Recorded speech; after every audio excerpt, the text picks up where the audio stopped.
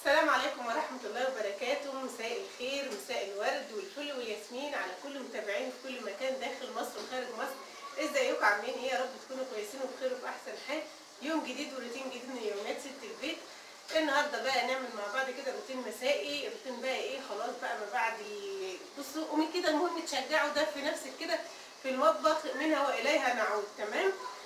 هنعمل مع بعض ايه النهارده كان سوق بلدنا طبعا الاسعار الحمد لله نار. تمام، زي ما كلكم عارفين. تمام، بس قبل ما ابدا الفيديو بتاعي لاول مره يشوفني ما اشتركش في القناه، ينزل بسرعه على كلمه الاشتراك اللي تحت الفيديو اللي لونه احمر، اشترك في القناه، ما تنسوش تفعلوا الجرس على كلمه الكل عشان كل ما انزل فيديو تشوفوه. ما تنسوش لايك للفيديو، كومنت حلو لام ايه عشان تشجعوا تعملوا كل جديد. طبعا حابه اشكر كل حبايب قلبي اللي دخلوا عندي جديد القناه، شرفتوني ونورتوني. ربنا يخليكم ليا يا حبايبي، يديمكم في حياتي نعم، اللهم امين يا رب العالمين. مش هطول عليكم زي كل مره في المقدمه، هندخل على الفيديو على طول وهنشوف هنعمل ايه مع بعض. اول حاجه هنسمي الله ونصلي على الرسول، اللهم صل وسلم وزد وبارك عليك يا حبيبي يا رسول الله. النهارده بقى ايه كان السوق، كانت الطماطم كانت اسعارها بصراحه 6 جنيه. تمام، في كل حته في كل مكان 6 جنيه. انا بقى ايه، جبت شويه طماطم كده هنسويها مع بعض على البوتاجاز وهنعملها مع بعض صلصه. تمام، وتحطيها في الفريزر بقى، تخزنيها بقى ان شاء الله لشهر رمضان، هتبقى ايه موجوده عندك على طول في الفريزر. تمام، انا جبت دول تقريبا كده 9 كيلو طماطم. تمام، جبتها مستويه شويه بس كويسه، حمراء وحلوه. اهم حاجه في الطماطم انها تكون حمراء، او اهم حاجه في الصلصه اللي معانا تكون حمراء. تمام، جبتها بقى هنا، دول 9 كيلو هنركنها على جنب لما نشطب المطبخ ونشوف ايه اللي ورانا، وبعدين ننضفها بقى كده على رواق. تمام كده، معانا بقى شويه كده مواعين صغيرين، هننضف الحته بقى كده ونظبط الدنيا حوالين مننا. بسم الله. انا مش عايزه اقول لكم النهارده كان يوم السوق، ما دخلتش المطبخ النهارده خالص. يلا يا حبايب قلبي كده صلوا على رسول الله وشجعوني كده، وحطوا لي لايك كده من ايديك الحلوه عشان دايما استمر معاكم. بسم الله الرحمن الرحيم. الطماطم بقى الاسعار النهارده، الطماطم كانت ب 6 جنيه، والبطاطس كانت ب 6 جنيه، والخيار كان الكيلو وربع وكان ب 8، اللي هو الكيلو وربع ب 10، والفلفل كان ب 10 وكان الكيلو وربع برده. يعني الاسعار الحمد لله على كل شيء. الاسعار مش متناول الجميع خالص.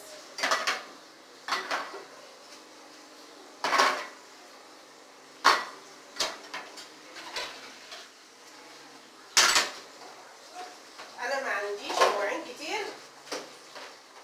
تمام،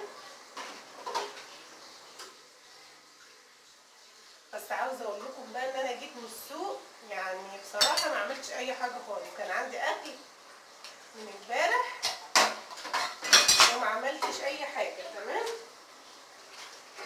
دلوقتي بقى تقدري تخزني اي خزينه عندك بقى لشهر رمضان الكريم. كل عام وانتم طيبين، اللهم يا رب بلغنا رمضان لا فاقدين ولا مفقودين يا رب العالمين. خلصنا بقى شويه المواعين اللي عندنا، وما كانش كتير، كانوا شويه صغيرين. تمام كده،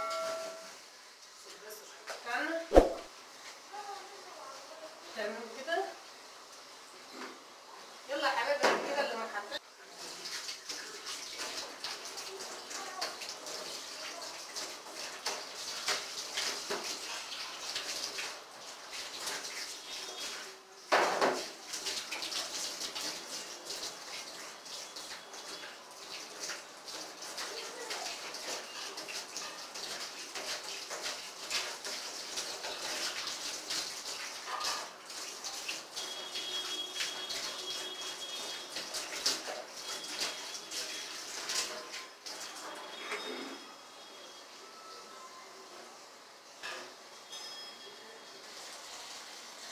خلاص بقى شطبنا المطبخ بتاعنا، نجيب الطماطم بتاعتنا كده ونغسلها كويس.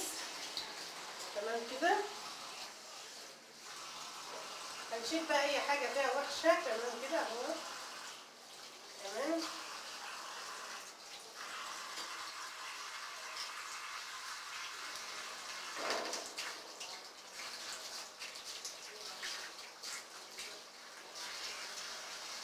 اي حاجه فيها بقى وحشه ما دام هي مستويه، مفيش فيها حاجه وحشه يعني ولا حاجه. اهي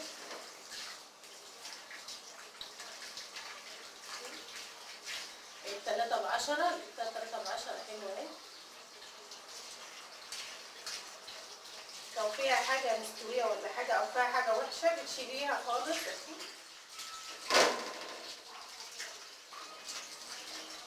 تعمليها وتشجعي كده، تمام. أول ما تلاقي نفسك بقى لو انت كسلانة زي كده، بتقومي أول ما بتشجعي كده بقى وتقومي تخلصي اللي وراكي، بتلاقي نفسك بقى خلصتي والشغلانة خلصت معاكي بسرعة، ولقيتي نفسك كمان دفيتي وما انتش حاسة بأي برد خالص. بصوا الطماطم جميلة ازاي، حمرا جميلة مفيش فيها أي حاجة خالص. ولو فيها حاجة وحشة أنا بحوشها بشيلها على جنب خالص. يعني هخلص كمية الطماطم اللي معايا كلها وارجع لكم تاني. خلاص هنا يا حبايب قلبي بقى خلصت كمية الطماطم كلها، طبعا غسلتها كويس جدا. وده بقى اللي طلع من الطماطم. عايزه اقول لكم اهم حاجه تغسلوا الطماطم كويس جدا، لان بصراحه كان فيها رمله كتيره جدا، وده بقى هيطلع للطيور على السطح. تمام. هنحط الحله بتاعتنا على البوتاجاز. تعالوا يلا بينا يلا. هنحط الحله بتاعتنا كده، طبعا مش هنحط لها اي ميه خالص، هنسيبها كده تستوي وتسرد الميه بتاعتها براحتها خالص. وبعد كده هنغطيها بالغطا بتاعها بتاع الحله بتاعتنا لحد ما تستوي خالص. بصوا مش هزود لها اي ميه ومش هغطيها خالص، هسيبها كده بس. اول ما تغلي هي من نفسها الطماطم هتبقى ايه، هتنزل تحت في الحله من تحت. تمام كده. خلاص كده بقى هنسيبها تستوي براحتها، وبعد كده هرجع اوريكم واقول لكم هنعمل فيها ايه. تعالوا نشوف هنعمل ايه بعد كده. هنا يا حبايب قلبي هنعمل بعد ايه كده، هنعمل يعني بعد كده تتبيل التراتين بتاعنا. الولاد بصراحه كلوا من الموز اللي اكلوه بالهنا والشفا، فقالوا لي يا ماما عايزين جيلي. بنتي نزلت مخصوص بالليل عشان تجيب جيلي، مش عايزه اقول لكم بحبوه جدا. تمام. معايا هنا بقى ميه بتغلي في الكاتل بتاعنا، نغليتها مرتين. هي بصراحه ما لقيتش غير جيلي فراوله، في طبعا جيلي اناناس، في انواع جيلي كتير. تمام كده. بسم الله الرحمن الرحيم. يلا حبايب قلبي كده، اللي لسه ما حطيتش ليا لايك تحط لي لايك كده، ما تبخليش عليا باللايك، حط لي لايك الحلو من ايديك الحلوه وشجعوني عشان استمر معاكم باذن الله. تمام كده. طبعا السكر بقى حسب الرغبه، شوفي انت بتحبي سكرك ايه. تمام كده. انا هحط لكل باكو معلقتين. تمام. بسم الله كبار كده. بصي بسم الله الرحمن الرحيم. طبعا التحليه دي بتبقى حسب رغبتك انت. تمام كده. بسم الله. هحط كمان معلقه. احنا عيله بنحب السكريات يا جماعه، ربنا يكفينا شر السكريات. هنزل هنا بقى بكوبايه كده، كل باكو احط كوبايه ميه سخنه وكوبايه ميه ساقعه. بسم الله الرحمن الرحيم. اهو اول واحده، الثانيه. بسم الله. وهقلب على طول الجيلي اللي معانا. بسم الله. هدوب بقى السكر لحد ما يختفي عندي خالص. بسم الله الرحمن الرحيم. يلا يا حبايب قلبي كده هدوب بقى كويس جدا الجيلي زي ما حضراتكم شايفين كده. بسم الله. خلاص بتبقى عارفه ان هو خلاص دوبت كده السكر معاكي. السكر تاب معايا اهو خالص اهو. هنزل عليه بميه عاديه خالص، ميه بقى. بسم الله. فتاه. بسم الله. بسم الله. تمام كده. وهقلبه كويس جدا. بسم الله الرحمن الرحيم.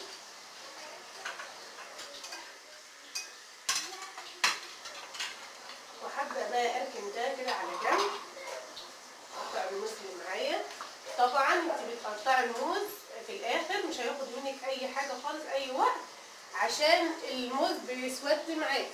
تمام كده. بسم الله الرحمن الرحيم. طبعا تقدري تحطي الفاكهه اللي انت حباها، لو في عندك فراوله، في عندك اي حاجه حابه تضيفيها بتبقى حلوه جدا جدا. بس ولادي بيعشقوه بالموز بجد يعني. وعامه انا عملته كتير معاكم قوي على القناه، وتقدروا تاخدوا جوله كده للقناه وتشوفوا سهل جدا وتحليه كده حلوه. والصيف في الشتاء الولاد بيعشقوا التحليه دي. هنا بقى قطعنا كميه الموز. هنقلب برضو الجيلي تاني كده معانا. بسم الله الرحمن الرحيم. اهو بسم الله.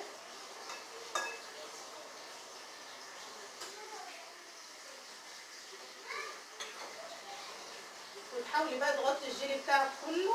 تمام. او الموز كله عفوا. اهو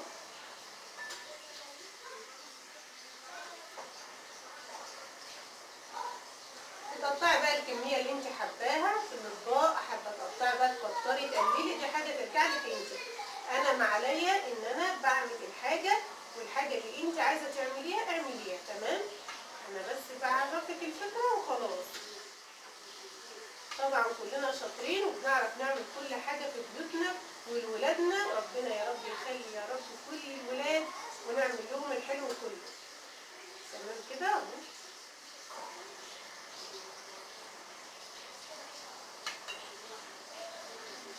يلا انت كمان قومي كده تشجعي واعملي زي كده، اعملي اي حاجه حلوه لولادك. مش شرط يكون جيلي، اي حاجه متوفره عندك، اي حاجه متاحه. طبعا دي اسهل تحليه واسرع تحليه ممكن تعمليها في وقت، بصي يعني مش هتاخد منك اي وقت خالص، جنب روتين بقى، جنب اكله، جنب اي حاجه بتعمليها. تمام كده حبايب قلبي. خلاص كده طبعا هنحط الجيلي بتاعنا في التلاجة اقل حاجه 8 ساعات هيفضل في التلاجة، وبعد كده تطلعيه بقى للولاد بألف هنا وشفا وعافيه على قلبهم يا رب العالمين. تمام كده.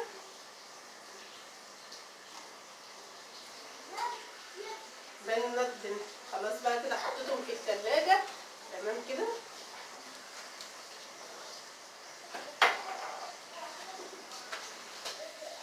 تعالوا بقى نشوف الطماطم بتاعنا. نهدي بقى، هنعلي عليها النار اهي شويه، وبعد كده هنهدي عليها النار لما تستوي خالص. بصوا سلقت ميه قد ايه اهي، نغطي عليها كده خالص اهي ونهدي عليها النار شويه ونسيبها بقى تستوي مع نفسها، وبعد كده ايه هنعمل فيها. إن أعجبك الفيديو لا تنسى الإعجاب والاشتراك في القناة.